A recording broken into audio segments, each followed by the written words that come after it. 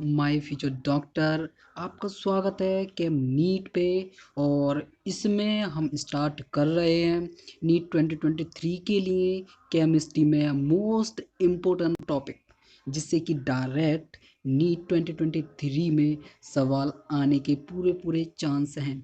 Number one, हम पहला chapter लेंगे पीरियोडिक टेबल से। पीरियोडिक टेबल में सबसे ज़्यादा जो कंसेप्ट जो है, जिसमें देखो आयोनाइजेशन एंथैल्पी, इलेक्ट्रॉन एफिनिटी और ईएन यानी इलेक्ट्रॉन नेगेटिविटी। और मैं आपको एक ऐसी ट्रिक देने वाला हूँ, बिल्कुल भी आपका एक भी क्वेश्चन इससे रिलेटेड गलत नहीं होगा।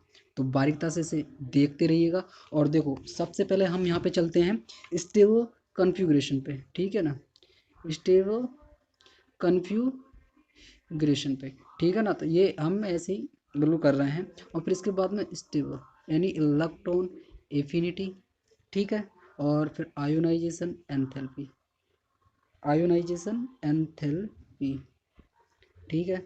और हम फिर चलते हैं इसके बाद में इलेक्ट्रॉन नेगेटिविटी पे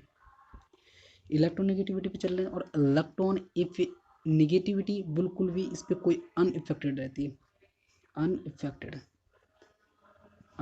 रहती है। और जो इलेक्ट्रॉन एफिनिटी होती है, ये होती है मिनिमम। और आयोनाइजेशन एंथैल्पी होती है, ये होती है मैक्सिमम। किसकी होती है? स्टेबल कन्फिग्रेशन होते हैं। तो हम सबसे पहले देखते हैं, क्या देखते हैं, इस पेज को समझने पे ज़्यादा ध्यान देना, नोट्स के ऊपर ध्यान मत देना। अगर आप नोट्स बनाने हैं तो यहाँ पे बिल्कुल लिख सकते हैं, बिल्कुल आपको सारी क्लियरिटी चीज़ समझ में आ जाएगी। तो हम चलते हैं नेक्स्ट पेज पे। तो यहाँ पे अब जो चलेंगे, हम यहाँ पे देखेंगे, पहले जो चलते हैं ना, देखो फ्लोरीन,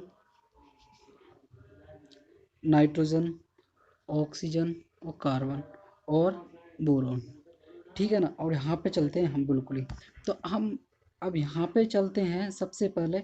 तो सबसे पहले आ जाते हैं भाई साहब, ये आयोनाइजेशन एंथैल्पी, इलेक्ट्रॉन एफिनिटी और इलेक्ट्रॉन नेगेटिविटी। अब भाई साहब हम जो चल रहे हैं इस पे, अब जो है इसमें फ्लोरीन का सबसे ज़्यादा, देखो नाइट्रोजन इसमें मोस्ट स्टेबल होता है, मगर अब जो हम लेफ्ट टू राइट जाते जाएंगे तो यहाँ पे आयोनाइजेशन एंथैल्पी बढ़ती जाएगी। तो यहाँ से अब यहाँ पे ऑक्सीजन और नाइट्रोजन में डिफरेंस होता है। तो नाइट्रोजन का मोस्ट स्टेबल कन्फिग्रेशन होता है, तो नाइट्रोजन ऑक्सीजन से ज़्यादा स्टेबल रहेगा। तो हम यहाँ पे नाइट्रोजन को कर देंगे। फिर उसके बाद में फिर ये डिस्को हो जाएगी, ठीक है ना, ये बड़ा होंगे। और इलेक्ट्रॉन एफिनिटी होती है, मतलब मिनिमम कॉन्फ़िगरेशन। तो मिनिमम कॉन्फ़िगरेशन किसका होगा? नाइट्रोजन का। नाइट्रोजन को सबसे बाद में फेंकते हैं।